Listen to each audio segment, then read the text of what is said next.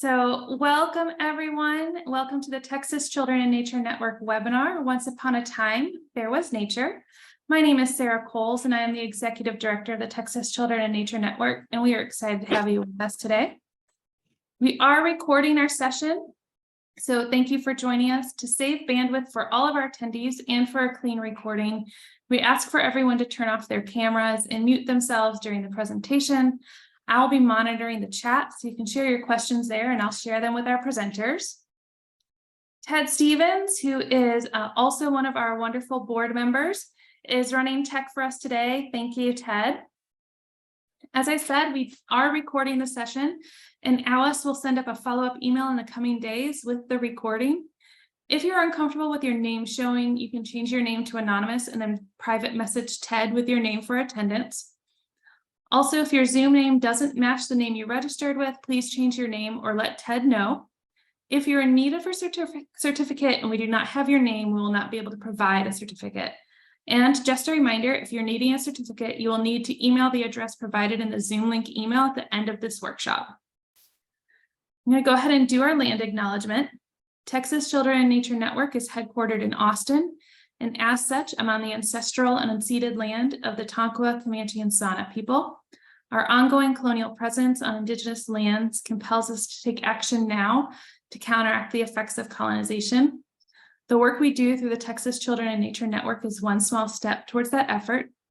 In just a moment, I'm going to put some information about those people groups in the chat. And now I'd like to go ahead and welcome our speaker, Saanvi. She is a youth joining us today to talk about her connection to nature and how we can work towards connecting more youth with nature. And I'm going to go ahead and turn it over to you. Thank you so much. Yeah, thank you so much, Sarah, for that introduction and for this opportunity today to talk at this webinar. And so first, I just want to begin with sharing a bit more about myself. So hi, everyone. My name is Saanvi Mylavarapu. I'm so glad that you guys are all here. And so my personal story and how I got connected with nature is that when I was first 6 years old, I went to my first national park, which was Mammoth Caves National Park in Kentucky. And when I went to that national park, my mom absolutely fell in love with the outdoors and fell in love with the experience that we had at that national park. For her, it wasn't just that we were going on a hike or we were away from technology. It was the fact that we were all spending time as a family without any distractions, without any phone calls, without any text messages. And we were all there together, spending time together.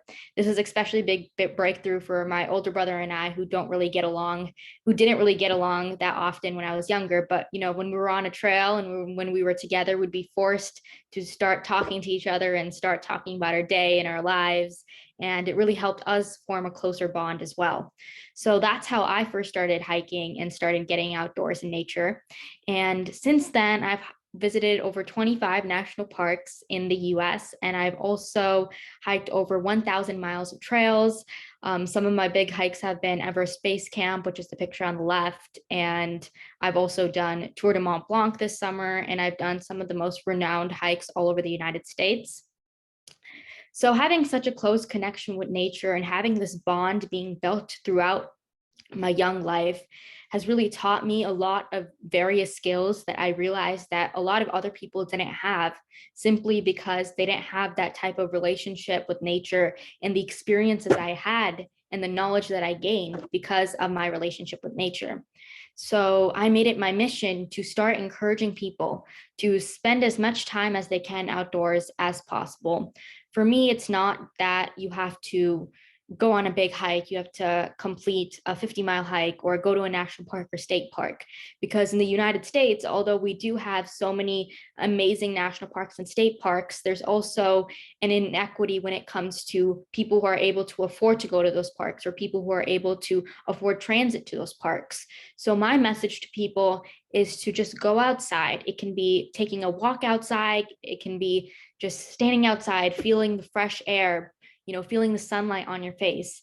These small things for 5 to 10 minutes every day and consciously aiming to connect with nature and build that relationship can make a big change in your life and also your entire family's life, which I will be talking about more in my webinar. I'll also be talking about a bit more about how our connection with nature can end up impacting future generations and the future of the earth as well. So now a little bit of the title, Once Upon a Time, There Was Nature. So this title is actually kind of a hyperbole because obviously there's always going to be nature, whether the nature looks like the nature we have outside right now, the mountains, the trees, the lakes, or if it's going to look completely different. However it looks, there'll always be nature. But what I really meant by this title was that although we have this type of nature around us, you know, these beautiful trees, these beautiful mountains, these beautifully preserved areas, in a while, in the next couple of generations, we might not have the same type of nature, and this type of nature might end up drastically changing. And although these drastic changes might be part of the changes that the Earth's going through, might be caused by climate change, global warming, etc., we won't ever have the type of nature that we have right now. And in order to preserve this type of nature, we need to connect with it, and we need to work on helping the planet and not spoiling it. So the reason I named it Once Upon a Time There Was Nature was because when I was younger, my parents would always be reading me these books where it always started off with once upon a time there was a kingdom, or once upon a time there was a princess. And I never want to be in the situation where we have to read our future generations a book that starts off with once upon a time there was nature. And so in order to avoid that, yeah. Sorry, you're not in presenter mode, just so you know. Oh, I'm not? No. You're not to my screen? I can see your screen, but you haven't clicked present. So we just see the background of Canva. Oh, I'm so sorry. Okay. No problem. Figure this out really quickly. Present. And then just click present. Yeah. Can you see it now? Not yet. Okay, let me figure this out really quick. Are you using two different monitors right now? No, I'm only using Okay. one. Did you share your entire screen, or did you just share a window that's open? I shared a window. You might want to try sharing the entire screen, because maybe when it goes in presentation mode, it's bringing up a different window. Okay, I will do that. So it's always so tricky. These things. Okay. Can you see it now?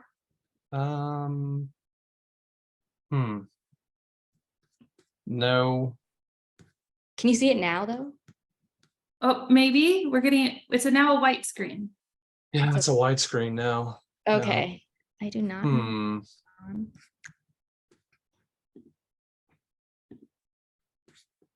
Okay, now click present. See if this will work. Can you see this? No. No. What? You might be able just to go through your slides, not in Yeah, I was gonna say, if you on the mode. bottom, if you just make it larger, and then you can just kind of go, there you go. Yeah, we can do that. We will adapt. Thank you. Zoom in like that. Thank you so much for letting me know. So if you weren't able to see the pictures, this was me when I was doing Everest Base Camp, and then this was me when I was younger, just hiking at some national park. I believe it's Glacier National Park, but I'm not completely positive. So I covered upon what once upon a time there was nature meant. And so I don't ever want to be in a position where we're telling your future generations and we're reading a book and saying, once upon a time, there was nature. And although there's always going to be nature around us, we always want to preserve what we have today and hope that it will sustain for future generations to come. So they'll be able to experience the same level, the same type of nature and the same type of ecosystems that we were able to experience and generations before us were able to experience as well. Also, I think this title also meant more about how, because there's so many, there's such a gap of people who do spend time with nature and don't spend time with nature now. It's time to bridge that gap. and time to bring everyone around the world back and close to nature. So today's focus, what I'll be talking about a bit more about, is my personal journey and how that taught me the various benefits that come along with having this close organic connection to nature. So the first thing that I'll be talking about is the lifestyle transformation that comes when you're spending more time with nature, the mental and physical benefits that come when you spend time with nature, the educational benefits that come when you spend time with nature. And I'll also be talking more about the importance of building an organic connection, how that organic connection is built, and the future implications of that organic connection with nature. So now just talking a bit more about the personal benefits. Obviously, there's a ton of studies that have been concluded for the various personal benefits that have to detail with spending time outdoors. Some of them is mental health benefits, physical health benefits, emotional well-being. So right now, currently, especially being a high schooler right now, there is a huge mental health crisis. I even polled some of my friends today in school and a couple of days ago as well. And at least 1 in 5 people at least talk about how they're having mental health struggles, which I find to be extremely sad and a problem that needs to be fixed. And the way we go about fixing mental health issues in school is we have conversations about it and we talk to adults about it, which I think is a great way to solve mental health issues. But I also, there's scientific backing, and I also believe that a way to fix many mental health issues is to spend more time in nature. There's a reason why many rehab facilities, mental health facilities are outside, they're in nature, they're around nature, because nature is found to be healing. So personally, for me, one way that my mental health has gotten stronger from being outdoors and being in nature is by hiking. So when I go hiking, on every single hike, there's always an extremely tough moment for me, a moment where I feel like to give up, a moment where I feel like I can't keep going. And every time I get past one of these moments, I come out being stronger. I come out with my self-esteem even higher, and I come out with a sense of satisfaction and a sense of success that I've never felt before. And me personally knowing that I can push my own personal boundaries and I can push my own personal limits to achieve something that I've never thought I could achieve before, to know that I pushed my mental health, I pushed my mental strength, and I pushed my physical strength to that level, and knowing that I surpassed it and I pushed my limits is just so eye-opening for me, and has made me a way better person, and has also made me a stronger person as well. So one example of this was when I was hiking Kalapatar in Everest Base in the Khumbu region, right near Mount Everest. So it's a tiny little mountain where you can go up and you can see views of Mount Everest, and you can also see views of the Tibetan mountains as well. And so the night before, we had hiked all the way up to Everest Base Camp, and I was super duper tired. And then in the morning, we woke up at 4:30 a.m. and we started hiking up Kalapatar, and I was super duper tired, and I decided, you know what, I was still going to do this. I wanted to do this. And while I was climbing up, I struggled, and I struggled a lot, and I thought I wouldn't be able to complete it. But I pushed myself, I pushed my mental strength, and I ended up finishing it. And knowing that I could push my limits and break past those barriers has helped me develop into a person who never gives up, always perseveres, and always keeps trying harder. And I think these are very important qualities that we need to enlist in today's youth, especially because there's so much technology around us, and there's so many different distractions and things that make it easier to, for example, give up easier, or let's say you're doing homework, even things like cheating, and things that just make it easier for us to give up on a piece of homework or give up on a test. I think these kind of lessons learned outside in nature can help with all those different scenarios and build your mental strength, and know that, always keep pushing harder and not to give up. I also think that there's a lot of physical health benefits as well.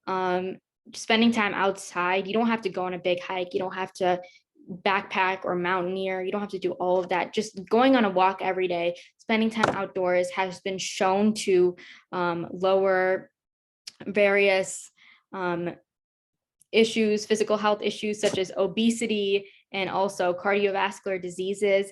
Obesity is one of the biggest crises right now in the United States, and also cardiovascular health is also a big crisis in the United States.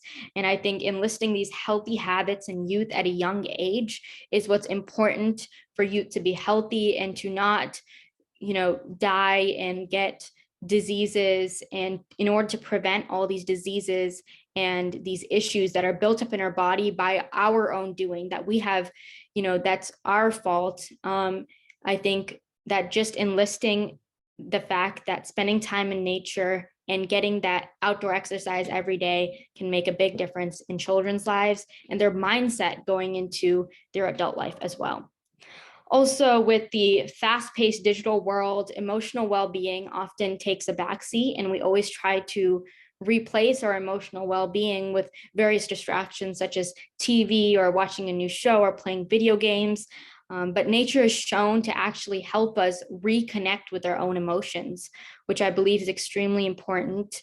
I think when you are out in nature, oftentimes you don't have a lot of cellular connection, you don't have internet, you don't have your video games, you don't have a TV. So you won't be able to have all those distractions around you, but instead you're forced to focus on yourself, and you're forced to go into a state of introspection and really think about yourself, how you can improve yourself, and how you can heal yourself too, if you need to. Outdoor settings like this can help nurture happiness, contentness, and also help build more emotional resilience, which is also extremely important as well. And so for me personally, when I'm outside, even if it's just going for a walk, even if I'm taking my dog for a walk outside, having that time for myself where I'm not thinking about my test I have tomorrow, or I'm not thinking about drama that's going on during school, or I'm not thinking about any other distractions I have. I'm just outside with my dog, taking a walk, looking at the scenery around me and thinking about myself, my feelings, what's going on inside myself, and reflecting on myself, which I think is extremely important to have that time to reflect on yourself nowadays with all those distractions around us and with the mental health crisis that's going on. Another way that nature can help with a personal benefit to yourself is learning and education. So since I was in grade school, there was not many instances where we'd be going outside and we'd be learning. Maybe once or twice a year, we'd go and do a science experiment where we'd collect grass or something from outside, but nothing was really outdoor based. Everything was inside.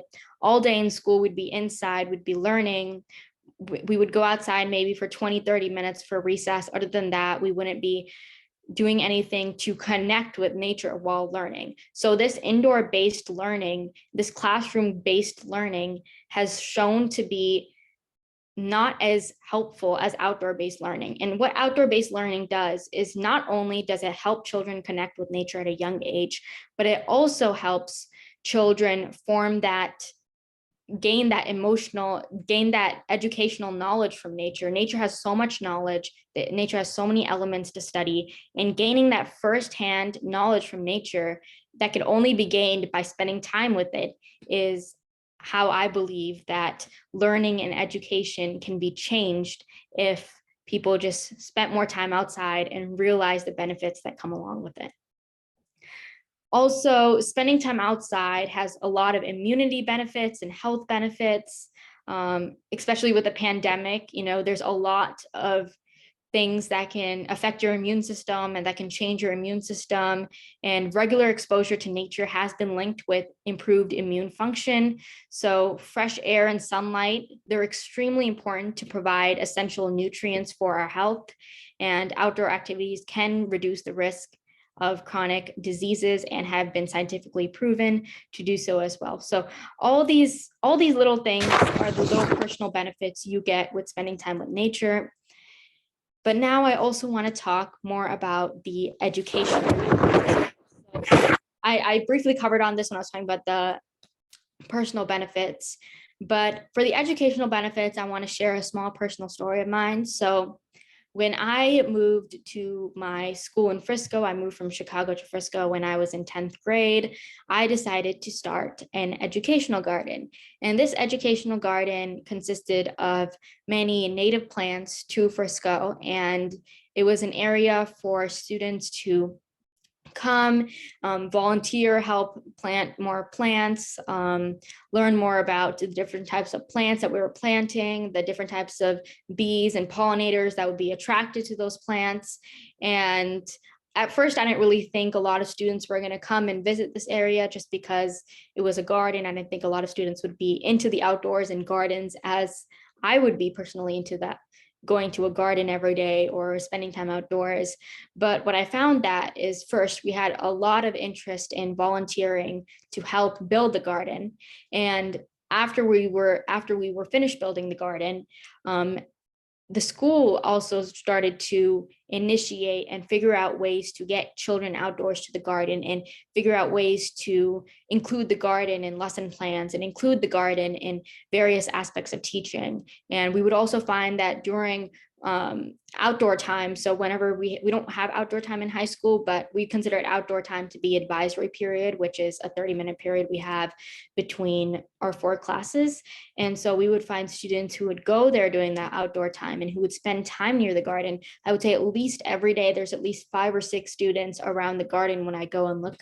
And I think this has shown me the importance of outdoor education for our youth, and the importance of not only learning about the outdoors, but learning about the outdoors while spending time in the outdoors, which I believe is equally crucial as well.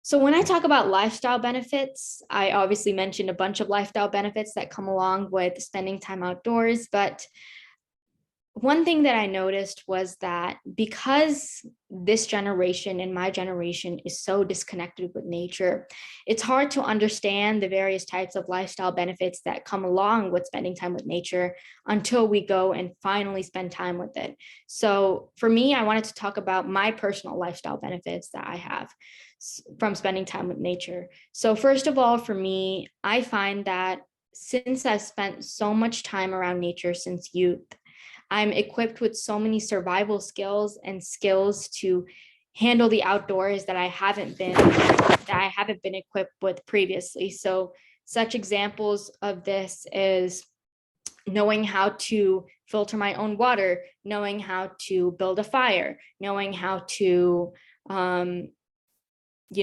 sleep underneath the stars, all these things that kids in our generation, they just don't know how to do because they're not used to it.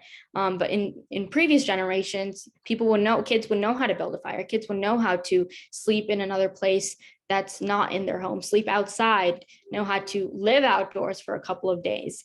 And these kind of little things are extremely important for character development, for personality development, and more importantly, to just grow as a human being.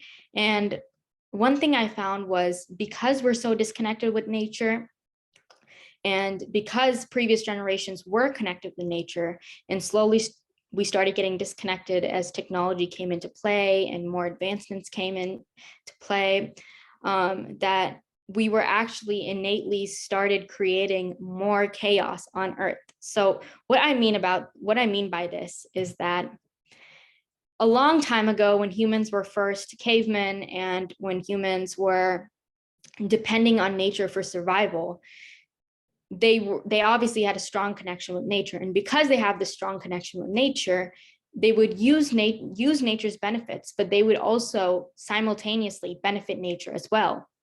However, across the generations, this started to shift. This balance started to shift.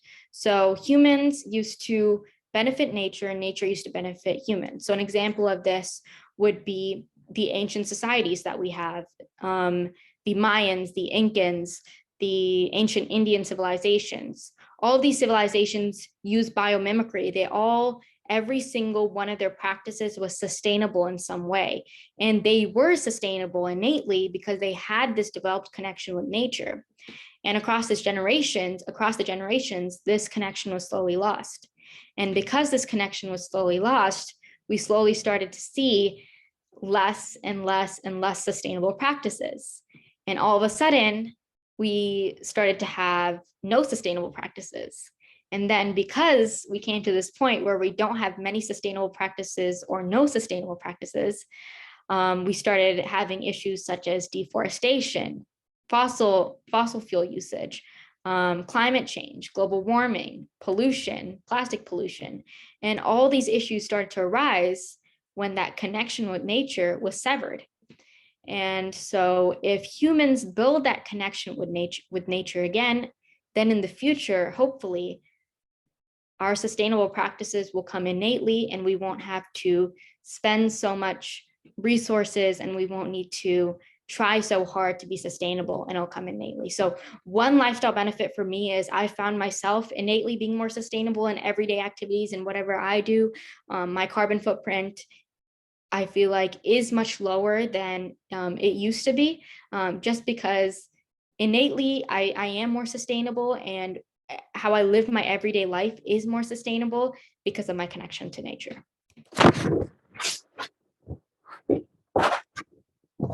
So now the question comes of how we build this organic connection with nature. So for me, it was relatively easy to build this organic connection with nature because my parents would take me to a national park or a state park every single trip, every single holiday, and it was really natural for me. But even for my brother, he would be coming with me to all these trips and all these national parks, but it was harder for him to actually connect with nature than for me. And so then I started thinking about how we could create a way that every single person can connect with nature and still enjoy that process of connecting with nature as well. And I realized that in order to do this, it needs to be introduced at a very early age. So for me, I was introduced to spending time outdoors and being outdoors around the ages of 5 and 6, while my brother, he was introduced at the ages of 10 and 11. So he was already really used to not being around nature as much and spending more time indoors and spending more time, on his computer and with his video games. And so when my parents expected him to leave his video games behind and leave all of his stuff behind for a week at a time and go on a backpacking trip with no cell phone connection, he obviously did not enjoy that at all. So for me, though, I was 5 or 6 years old and I didn't really have any sort of bond or connection with any sort of technology at that time yet. So when they said, let's go on a 1-week backpacking trip, I was, okay, great, that'll be fun. But I didn't have any sort of connection with technology or anything like that. So I realized the best way to start building an organic connection with nature is at youth. Obviously, it can be done any point of your life, and that's what I'm trying to encourage, was to build that organic connection with nature, even starting from today. But I found that in order to create a sustainable generation, that organic connection needs to start from youth. And that is the only way that we'll be able to forego all these issues such as climate change, global warming, pollution, plastic pollution, deforestation. And so how do we build this organic connection with nature? So there are many ways of going about it. Spending 5 to 10 minutes outside every day. Have your child go on a walk with you. Have your child play out grass. Have your child, feel the sensory stimulations of nature. Feel the grass. Feel the flowers. Be around gardens. And I understand there's a lot of people that don't have access to a lot of green spaces around them. So just going outside for a walk and encouraging people to feel the sunlight, feel the fresh air. As I like to say, the best things in life are free: fresh air, sunlight, water, soil.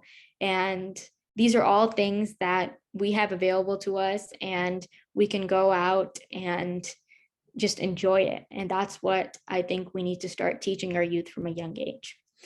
Another way to build an organic connection with nature is to include it in our school system.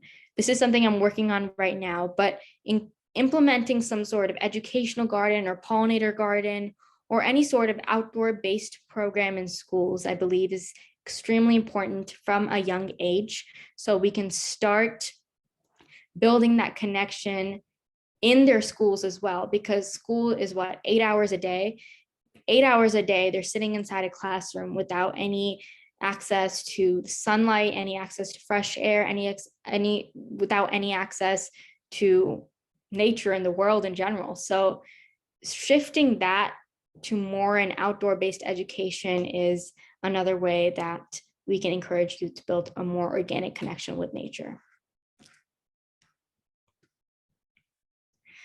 So now just how do we connect youth to the outdoors? So in order to build an organic connection with nature, we need to first connect them to the outdoors. So what I found, especially with high schoolers and kids my age, is that creating volunteering opportunities that are based outdoors, creating various projects that are based outdoors. So one project that I created was my pollinator project, my educational garden project, and now we're focusing on expanding that to more schools. So this is a great way to initiate more youth to spend more time outdoors, because now I have at least 50 high schoolers signed up who are going to be doing all the planting, who are going to be researching to find more native plants, who are going to be coordinating those native plants, coming to Frisco, who are going to be tendering to those plants, who are going to be watering those plants.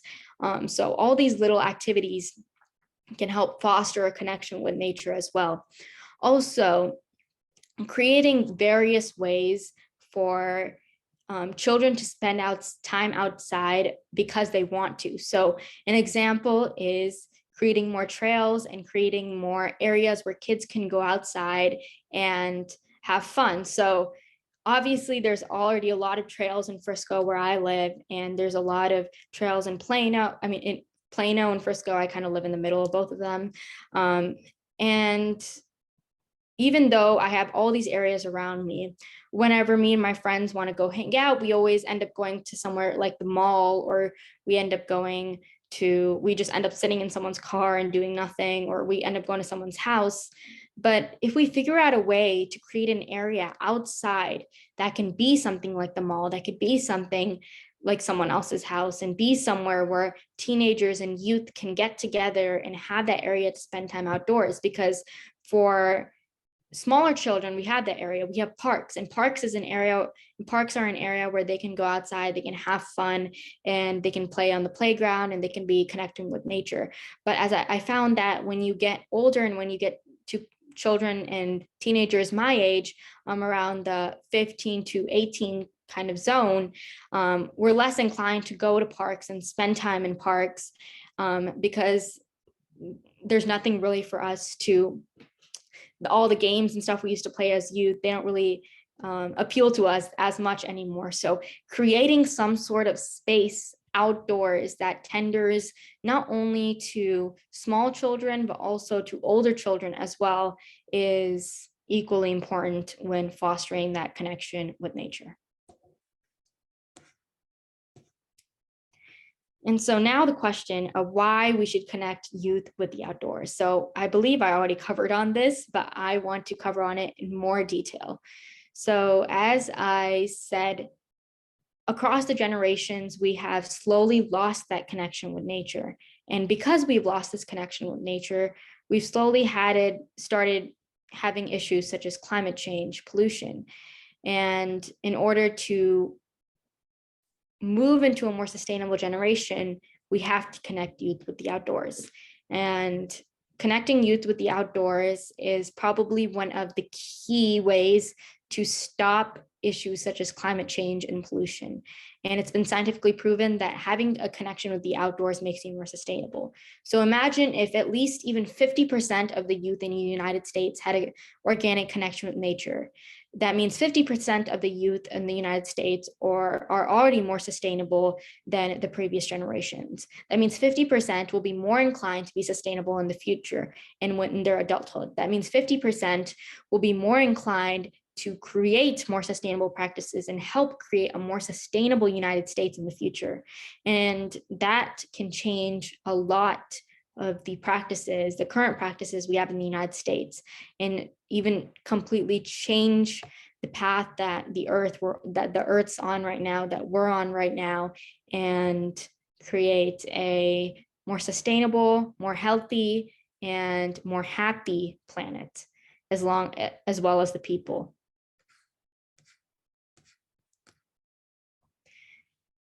And so the future benefits of spending time with outdoors is not only it's aiding our planet, it's going to be aiding our generation to be more sustainable.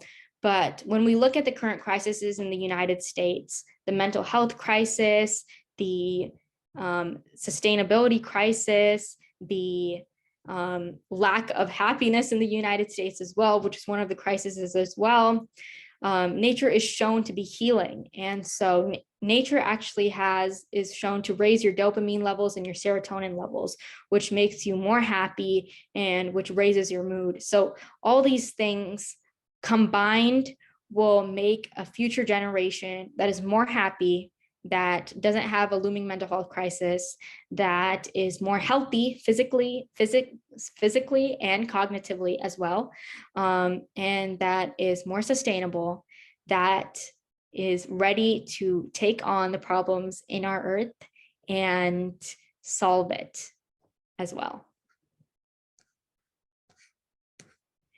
And so now I want to talk about how you can help connect youth to the environment.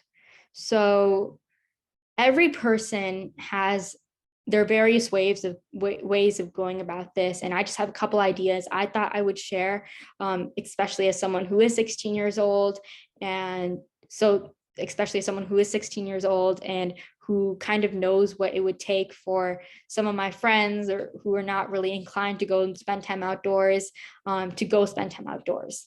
So the first thing is starting various initiatives in your area, starting community programs, starting gardens, starting weekly hikes, starting weekly runs, starting weekly time to just go outside and spend time with nature is extremely helpful. I know that personally here in Frisco, we have a girls run club that one of my friends is starting, and that helps bring a lot of girls outside and spending time outdoors, because every week we go and run in a different location, and we always run on a trail somewhere outdoors. So we all are connecting to with nature in that way and form. And so creating various ways that incentivizes youth to spend time outdoors and also makes it fun for youth to spend time outdoors, because especially the girls run club, that's extremely fun. We have at least 50 girls come every week and run with us. And so that's a great way to spend more time outdoors. And also another way that you can help youth to connect with the environment is to have you connect with the environment first. So always lead by example.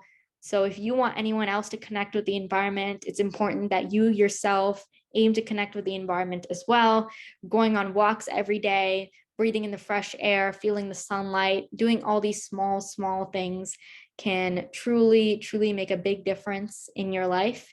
And since once you realize the benefits that you've gained by spending time outdoors, it'll be easier for you to convince and easier for you to encourage others to spend time outdoors. And even just going on a walk with your friends every week, going outside, doing your homework outside, I find that to be fun.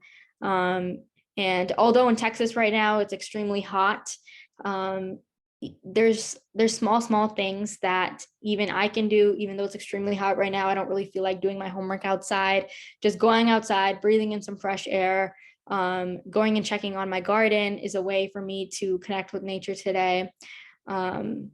Going on taking my dog on a short walk later in the evening is a way to connect with nature. So all these small things can truly make a big difference in your lives and in the planet's life.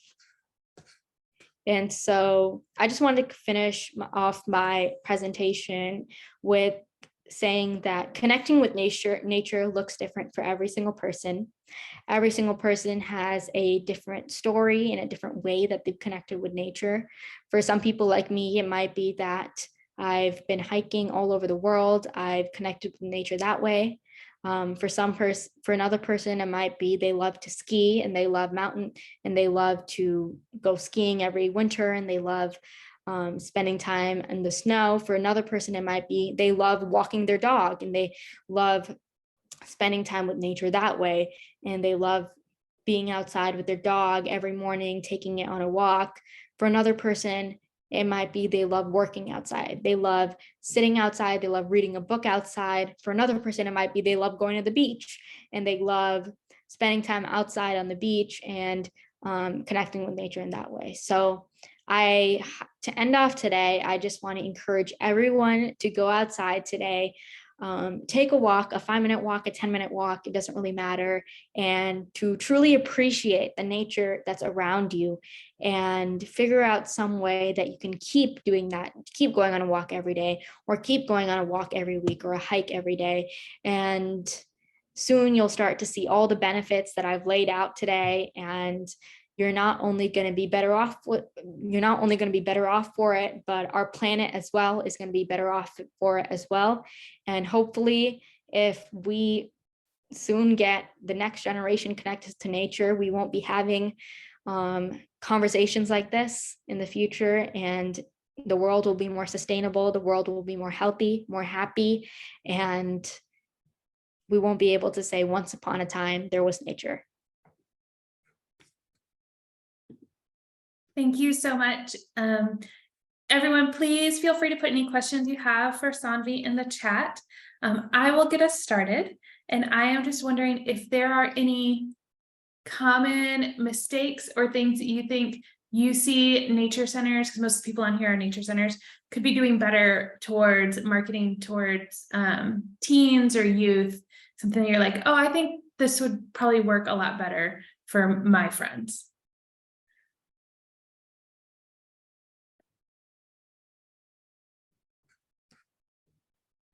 Could you hear me? So I can just go and answer the first question. What are some of the initiatives you are working on to get school children outdoors? That's a great question. So one initiative I'm working on is building educational gardens in various schools. This is a great way to get children outdoors during the school time, and during the 8 hours of the day that they're in school, they can go outside, interact with that garden, learn about that garden during science class, and learn about it during, you can really incorporate a garden into any of the various subjects in school. You can figure out some way to incorporate it.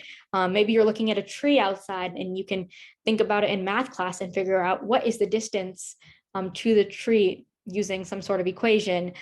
So any sort of way to connect children with the outdoors using gardens or using the elements around us, and including that in the curriculum is one way that I'm working on helping children get more connected to nature.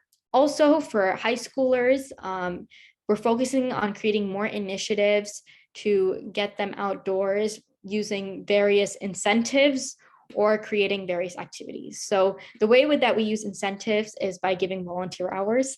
And so we either host cleanups in various places in Frisco, or we would host, we have a club called Best Buddies. So we would host various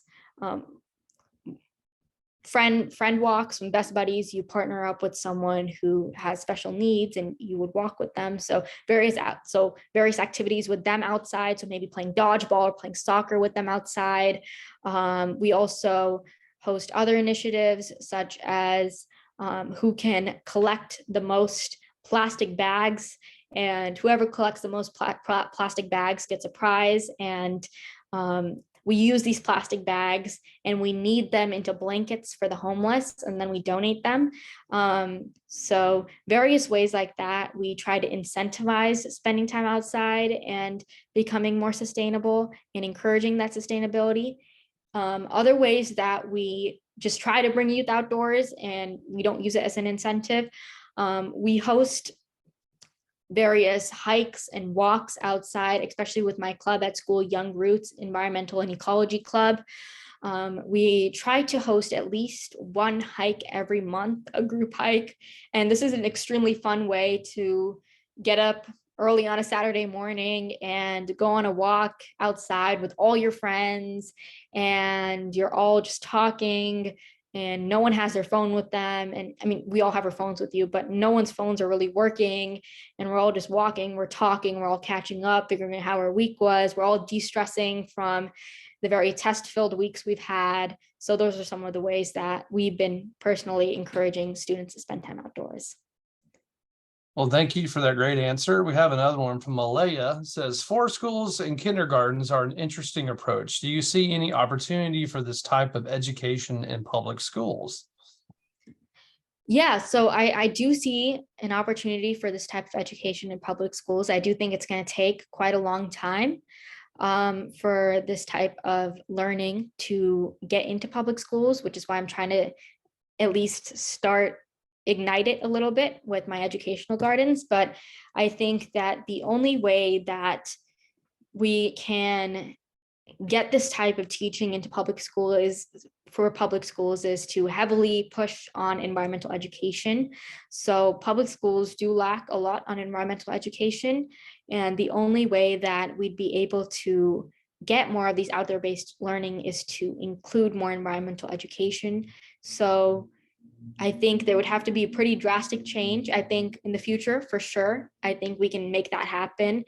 I don't think it's going to be a fast process. I think it's definitely going to be a slow process, and it's a process that we're going to have to put a lot of effort into, and a lot of lobbying into, and a lot of talking to people in the Department of Education and starting up there and changing people's minds up there, so then it can trickle down and slowly schools can start including more environmental objectives into their schools. So I think that it's possible that we have to get there in the future in order for us to see some sort of change in our planet and in the way people are sustainable. We have to make that happen. It's not going to be a fast process. It's going to be a slow process, but we have to start working on it. Well, thanks for that great answer. We had another question here from Grace. In my own research, I've learned from teens that they often feel left out because while there are abundant nature-based activities available for very young kids and for adults, there are relatively few that specifically cater to ages 13 through 18. Have you or any of your friends encountered this? Yes, for sure. A lot of the times, when we want to do something as a group, the only option for us to do when it comes to being outdoors is to go on a hike, go on a bike ride, or that's basically it, really, or go on a walk. And so when we were younger, it used to be a lot more, we used to go play in the parks. That used to be fun. But for us, that's not really a big appeal for us anymore to go and play in a park anymore. And so we do have trouble finding various different things, because although going on a hike is fun, it's not appealing to everyone to go on a hike every single day or go on a hike every single week. And so I do think it's extremely important to create various opportunities for teenagers to get outside and make it fun activities as well. And one thing I find is that there are a couple of fun activities outdoors for teenagers, but those activities are extremely expensive. For example, there's a lot of outdoors rope courses and various forest preserves that are extremely fun, but they're like $80 per person, which is not financially feasible for a lot of us teenagers who are on a monthly budget. And so that is something that is tough for us, and that is something that needs to be worked on. Some ideas that I've been thinking of personally that would, if were implemented, would help bring more teenagers outside is to create parks or recreation areas that are suited for more teenagers and for older kids as well. Because when we have a park for children looks very different than a park that's suited for older kids. So I think even building, or maybe even getting an idea of some sort of park or recreation area that would fit more older kids would be amazing for us to go outside and spend time in. But I definitely agree with you. There is a struggle when it comes to finding spaces for us to just hang out and have fun in on the daily, because a lot of them are catered to younger children, and we're finding it very tough to find areas that are catered to us. Thank you. Tammy made a comment, it seemed more of a comment than a question. My elementary school has been teaching some classes outside in pre-K to grade 4 setting in a wooded classroom area. So good on that school for getting the kids outside. We wish more schools would do the same. Yeah, that's amazing. And that's exactly where I hope that especially my school district will start doing in the future.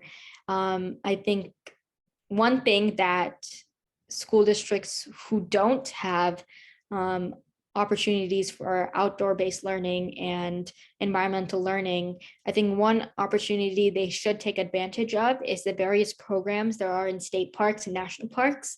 In state parks around us and national parks around us, there are so many, or even forest preserves, there's so many various teaching options where there'll be rangers talking to kids and giving junior ranger programs and having hands-on learning opportunities, which I think schools who don't have environmental programs should take advantage of, because it's a way that children do get that outdoor-based learning.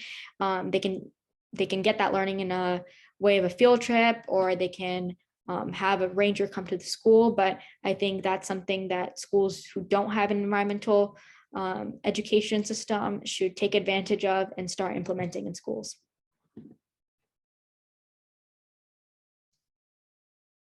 We got Malaya. First of all, Sarah says if everybody has a second, please fill out the evaluation that you're going to find in the chat.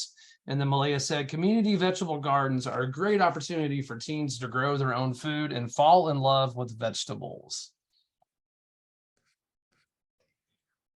Yeah, so I think they're also a great opportunity as well. I think the power and the proudness I felt in myself when I first grew my own tomato, and I grew it with I planted the tomato, I grew the tomato, and then I got to cook that tomato, and I got to eat the tomato that I grew with my own hands.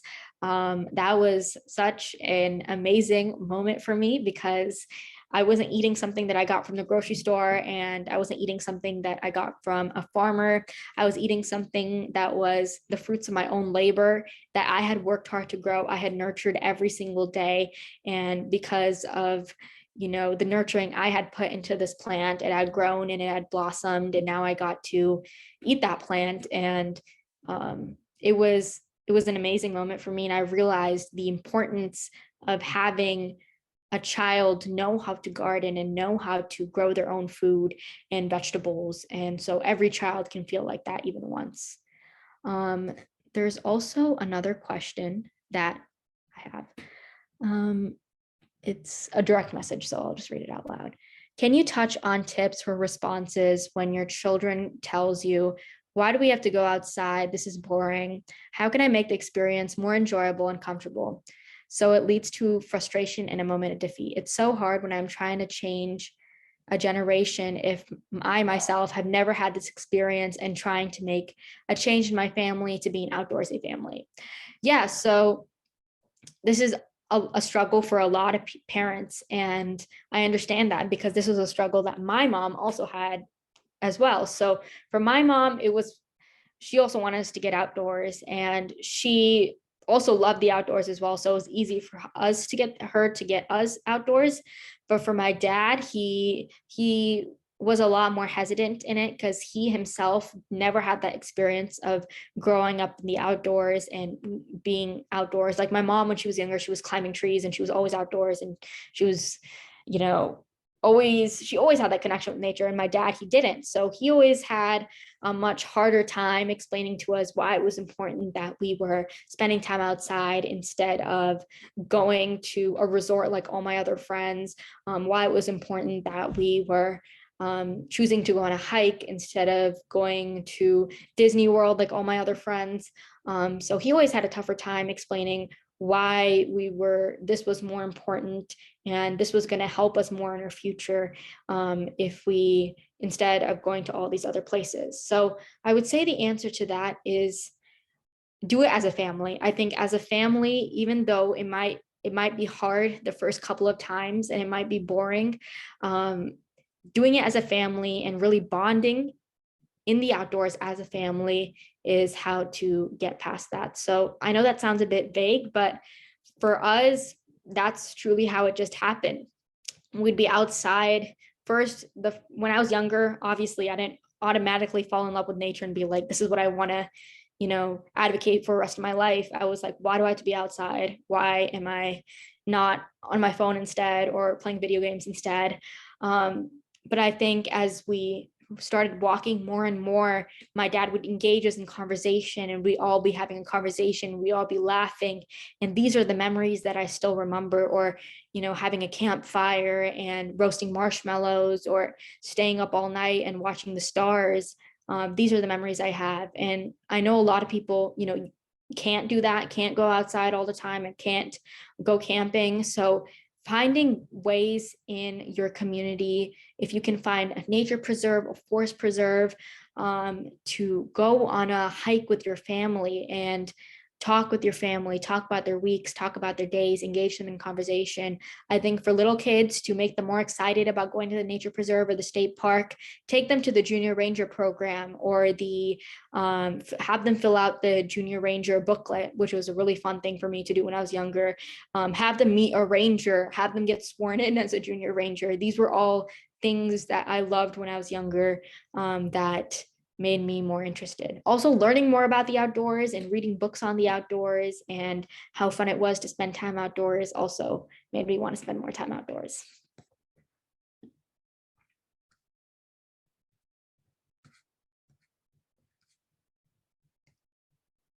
Okay, that looks like we might not have any more questions unless you had some direct message to you.